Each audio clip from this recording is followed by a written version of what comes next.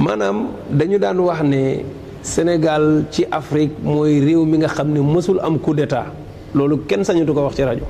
pour man bii mooy deuxième fois coup d'état am ci réew mi te image yooyu boo ko wanee ci àddina ñëpp dëggal ko mooy bi ñuy installé président assemblée nationale mais député yi Europe xeex sax dañ ko def seen biir assemblée yi.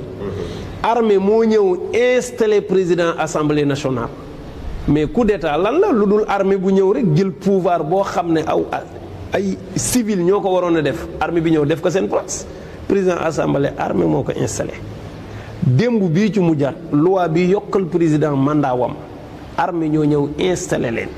génn civil yi waroon a wax ñoom armée ñu defal ko seen bopp sëñ bi loolu mooy coup d'état. coup d'état mooy nga jël sañ-sañ boobu moomul woon boo xam ne ni da ko waroon def loi may ko yow nga foqati ko defee ka sa doole te armée doole la. dañ ko pëtam pëtamee. loolu sëriñ bi esprit coup d'état la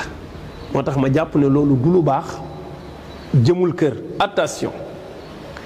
ñi ngi jàngal armée bi lu mu xamul woon gis nga armée Sénégal dañ doon wax ne mooy armée bi gën a discipliné ci Afrique parce que xamuñu coup d'état ñi ngi leen koy jàngal de attention. parce que ñi ngi leen di jàngal forcing ci wàllu pouvoir te loolu du seen aada bi mooy deuxième fois ñu koy def troisième fois bi lan la moo tax am na yoo xam ne kenn waru ko essayer di ko tànti ci réew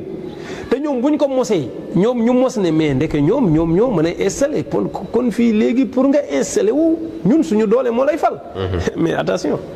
wallahi réew yi am coup d'état yëpp nii la commencé mooy président bi day dem ba yàgg.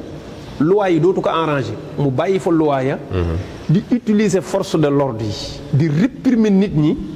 pour gën a defar pouvoir am seetlu li mboolem ñun coup d'état ñëpp de loolu la armée bi di xool ba gis ne kii ni muy réprimer askan wi mooy ñoom seen doole lay toogee mais ñoom pourquoi pas ñoom parce que ñoom seen doole la kii di defee askan wi nii